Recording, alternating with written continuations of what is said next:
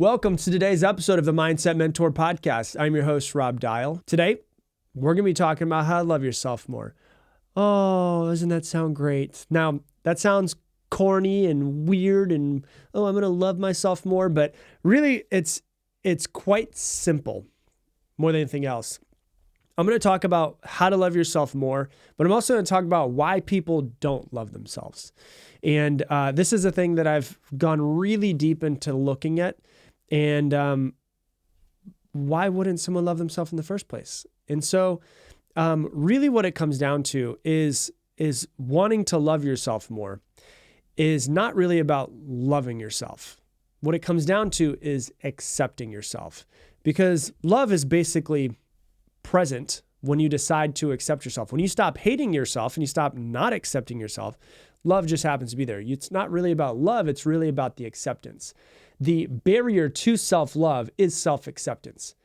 So if you can accept yourself fully, it makes it so much easier to love yourself, because behind the self-judgment, behind the critic that you have is love.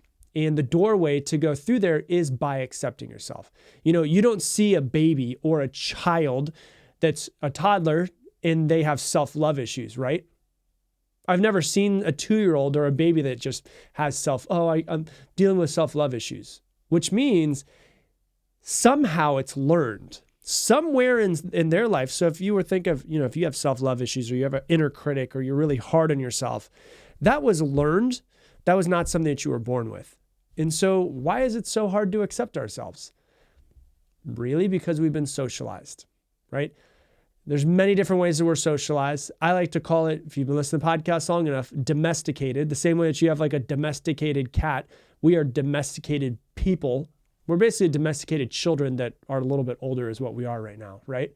And so it's understandable. Parents are under pressure to socialize you, to make you fit in so that you can grow up and have a quote unquote great life and fit in with society. And also parents have to socialize you and domesticate you because kids are nuts, right? So it's also a safety thing. You ever seen a kid that's just like, I'm going to jump off this 2-story wall. And you're like, no, you're not. Like, there's a lot of stuff that really has to happen where a child needs to kind of fit in. And I don't know, and I've thought about this for years and years and years, I don't know if there's a way around it. For those of you guys that are parents, I don't know if there's a way around it. There's going to be some sort of constructs and pressure to be socialized. And there's also going to be, even if you were the perfect parent, a child is still going to go through some sort of trauma, whether it's society, whether it's a teacher, whether it's bullying, whether it's their friends that are just a crappy little teenage kids. I don't know. It's like, everyone's going to get punched in the face at some point in time by life. And that's just their path that they're on. And so when you look at a child and how they come into this world, child doesn't really fit in with the constructs, right? I remember about a year ago, 8 months ago, probably, I was out to dinner with my business partner, his wife, his kids, and just out of nowhere, his 3-year-old just decides he wants to scream at the top of his lungs inside of a restaurant at a nice dinner. And it's like, that doesn't really fit in with what we've been taught, which is nice restaurant, quiet, keep to yourself. And he just, not for any reason, wasn't crying, he just wanted to scream, just let it all out. And he has to be shushed, right? So that's like hey, no, don't do that. You can't do that. Hey, you can't do that. Like, how many times do we hear as a kid, you can't do that. No, don't do that. Good boys and girls don't do that. Children are meant to be seen and not heard. We hear this over and over again, right? It's just like all of these little teeny tiny things add up to us thinking that there's something wrong with us, right? So a lot of times parents, we had this as children, but also sometimes you might do this as well. A parent, a lot of times will emotionally reward or punish a child based off of how they act. So this is really important for you to understand yourself, but it's also really important if you have children or want to have children. One of the things that parents do is they will emotionally reward or punish a child based off of how they act. Oh, if you're a good little boy or girl, you're going to get my love. If you're a bad little boy or girl, I will remove my love, which is like the scariest thing in the world for a child, right? There's usually not a whole lot of reasoning for this process either. So there's not like, the parent sitting down and saying, honey, I'm going to remove my love from you because you did X, Y, Z, right? There's no reasoning for this process. And so a child doesn't understand a lot of times what they did wrong.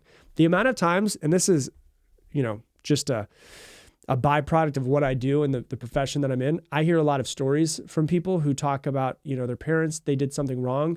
the child, they did something wrong and they were reprimanded and they have no idea what they did wrong. And so what that ends up building up in somebody is, I can't trust myself. I don't know what I'm doing.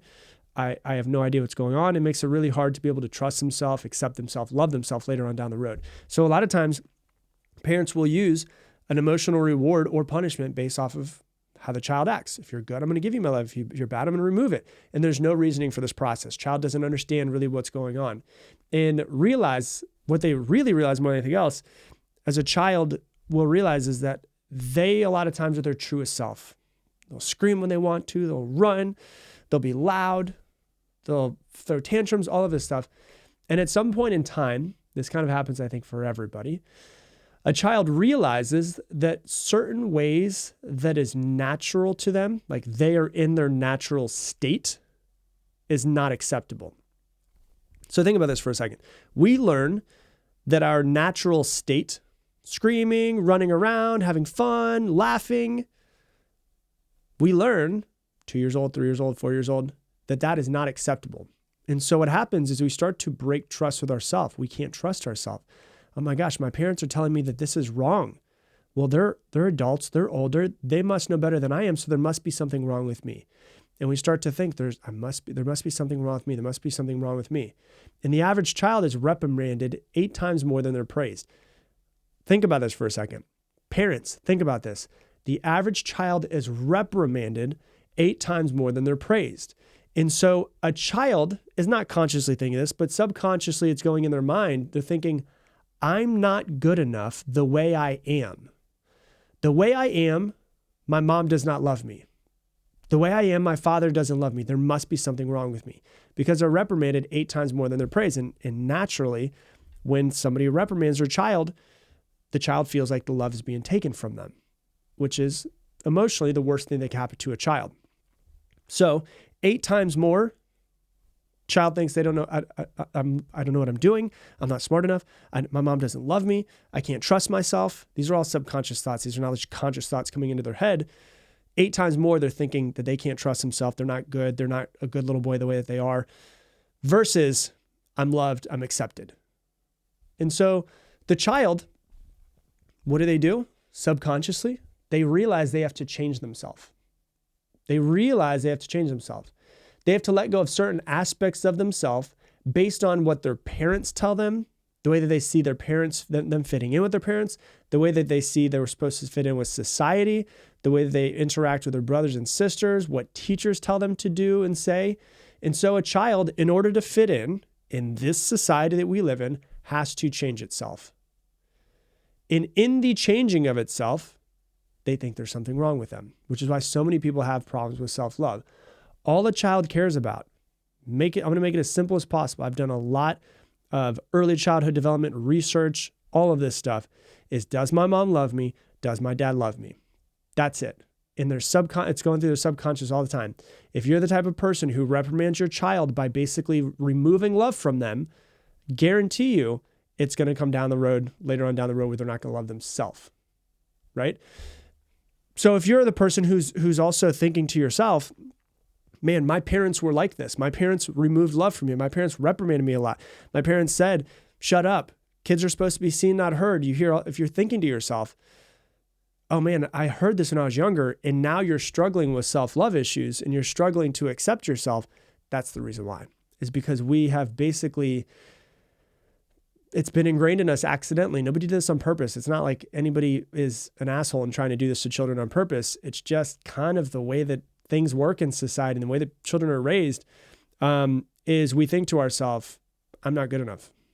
I don't know what I'm doing. I don't trust myself. I need to change myself in order for my parents to love me. That's always going through a child's mind. And so, when I'm having fun and I'm running around in public, my mom yells at me. So therefore, this aspect of myself is wrong, right? How many times have you seen somebody, maybe you've done this with your children on accident, maybe you've seen somebody do this, where a kid is just in like full, all-out expression of who they are, running around, screaming, laughing, having the best time, but the parent wants them to be quiet, and they yell at them to be quiet. What that child is not consciously thinking, but thinking in their mind is, I am not acceptable the way that I truly am. I must change myself to be acceptable to get my parents' love. That's really what it breaks down to. I'm not accepted as I naturally am.